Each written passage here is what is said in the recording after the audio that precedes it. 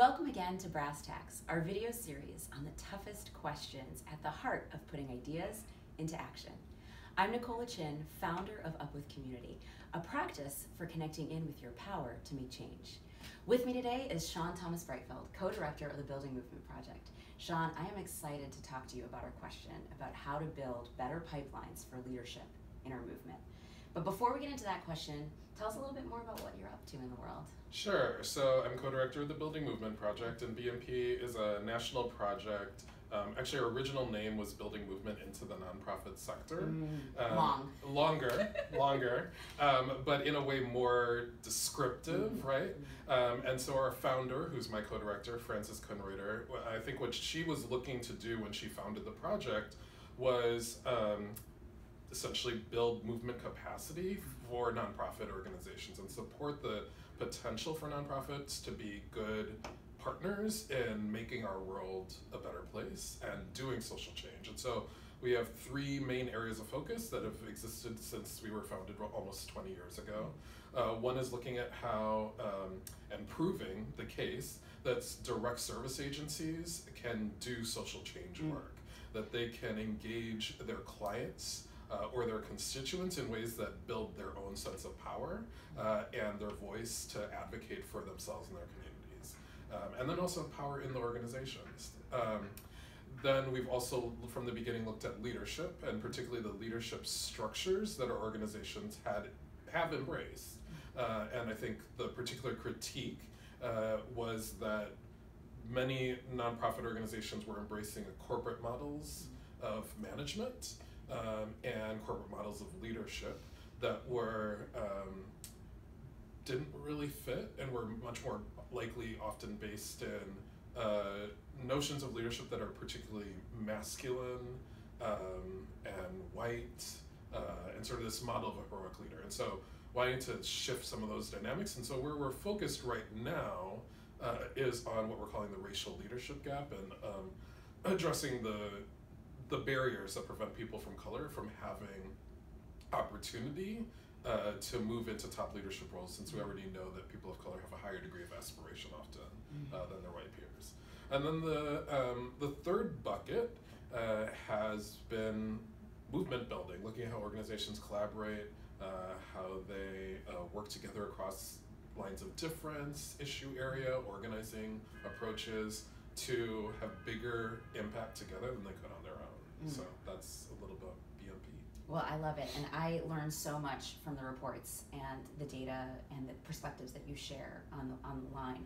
And that's exactly why I wanted to come talk to you about this question. You know, I feel like over the last month, I've been having lots of conversations with folks about feeling disappointed in the leaders that we have today, right? Kind of leaders all over the place. You know, it's not just one kind of leader or one area in which we're feeling let down. And so that's really led me and others to the question of how do we build better pipelines to get stronger leaders into the positions that our movements need. And I know this is something you think a lot about, so I wanted to... It is. I mean, it's a really interesting question because on the one hand, like, I think the pipeline metaphor is not the best metaphor. Yeah, right? Tell me what metaphor you prefer. I don't know what the preferable one is, but you know, there's one way in which the pipeline metaphor assumes that there's like this pool of people with leadership potential, and then they get sort of funneled and then directed. And so, you know, some people would say that the pipeline is very leaky and that people are getting into the pool and then leaving, you know, and so that's sort of the problem with the metaphor. Some people would say that the pipeline is pulling from the wrong pool, right? Like that it's not directed to draw leaders from the constituencies and communities that our organizations serve and advocate for. And that is the pipeline problem. So I think, you know, I think if we take as the challenge, like how do we support leaders to lead in the best way that they can, and that we also support organizational systems and structures to not restrict the potential of leaders. I think that's like a really important question for us, because I think having been traveling around the country a lot over the last year and a half, talking about what we're calling the racial leadership gap. You know, something that's really interesting when I talk to leaders of color is frustrations that I hear oftentimes about what it actually takes to just keep an organization running, right? And the work that then ends up feeling inauthentic for leaders who want to lead in a different way, but because of the systems related to funding, related to just wielding power in political spaces between organizations and coalitions, or being able to move change in a city where certain types of power and leadership are recognized and respected and others are discounted. And so people then have to perform a leadership that feels maybe inauthentic to them personally and feels for the team they're leading inconsistent with the way we talk about leadership as a movement, right? So, you know, what we're always coming up against is as progressives, as movement people, we have moved away from this ideal of the whole heroic leader. But the systems that support nonprofit organizations have not. So they are still wanting right? that. So they still want that heroic leader, right? And so you then have to show up in very different ways depending on context. And I think it's hard to discern when you switch. You know, like, so it's another way that the metaphor of code switching ends up working for us, you know, to explain the practice that people have to constantly be adapting. So that's the conundrum. In terms of what to do to support leaders, I think leadership training programs are great. I know that I benefited from them. I know that when we were organizers, we were running them. You know, like I have seen the power of people in cohort gathering and receiving content and information that we provided them as trainers, and then coming up with innovative strategies that were far beyond what we could have imagined as like the engineers of that experience, right? So I know that those kinds of programs work and matter, and I think there needs to be more funding and more investment in those kinds of leadership development programs, particularly ones that take a cohort approach, that are focused on building cohorts that are strategic. So, you know, if we think of, for instance, you know, the work that we did in like the immigration reform movement was like bringing people together from a state who wanted to make change on that issue. And the teams that tended to work the best were teams that were locally grounded, right?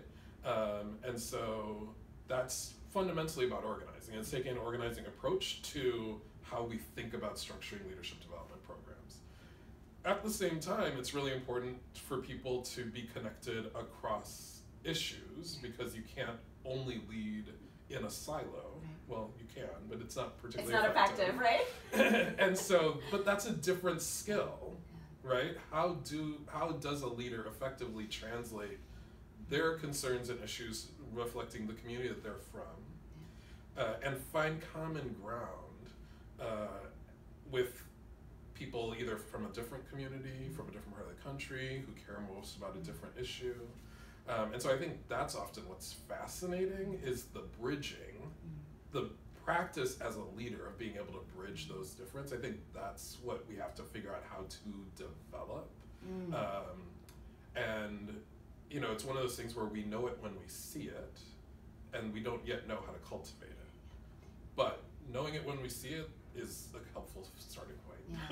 No, I think that's right. And as you were talking, it seemed to me like there's a real connection between the tension of the systems in nonprofit sector wanting heroic leaders, and it being really hard for leaders to connect across industries, because there's a real payoff to be a leader in your silo. If you're the niche, if you're the only one that can give that speech, you're the only one who can stand at that podium, then you got to get all the dollars, right? And so I feel like there's a real connection to what you were talking about. And I really liked what you talked about in terms of the pipeline really being too restrictive, right? And how do we kind of blow up that metaphor and find more diverse ways? How do people, you know, one of the questions I have is, how do people find the courage to push back on the heroic leadership model and work outside of silos when there's so many tensions telling you to be the smartest, brightest woman, the smartest, brightest man of color, the smartest, brightest queer person. Yeah. You know, have you seen any And really anecdotes? lucky if you get to check multiple boxes. Yeah. I mean, that's part of the, you know, my frustration with a lot of the conversation about identity right now is like, you know, both of us being multiracial people, like the sort of like, we get to check multiple boxes, and so therefore we're like the racial future, you know, like, and so there's this fetishization of like identity I worry about right now, and some of the ways that those determinations about who gets to get that shine or that spotlight. But I think really what's interesting about the people who can work across, like both build their own leadership platform, right? And so an organization can be a leadership platform, but it doesn't have to be, right? But so the people who can do that and also be good partners are actually the ones who I think end up being more impactful and getting even more visibility, because you bring people with you, right? I mean, I'm the kind of person who keynotes are great. I do love the keynote, and I'm also fatigued with the TED Talk style of like communicating information, just because it's become the thing lately. And so I find much more interesting now the dialogues that I'm seeing happen in conferences, when I go to conferences, because I'm always going to conferences, it seems.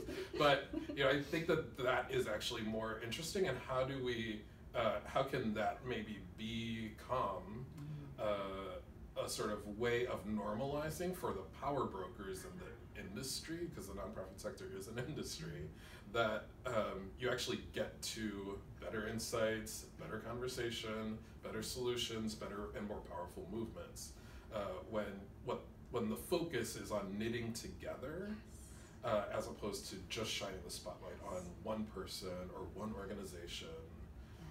Because given the power that we are up against as a movement, you know, we need many solutions at the same time. That's so right. That's so right. I mean, that's strategic thinking. Yeah. So. Well, Sean, I love it. Thank you for these insights early this morning. I appreciate it. Where can people find your work? So we have 3 websites. The main website is www.buildingmovement.org. And so that's sort of everything. It's the umbrella. Then we have one website that is a tools-focused website for largely people who are in direct service organizations, so social service providers who want to understand how to engage their constituents and community differently. So that has over 100 resources.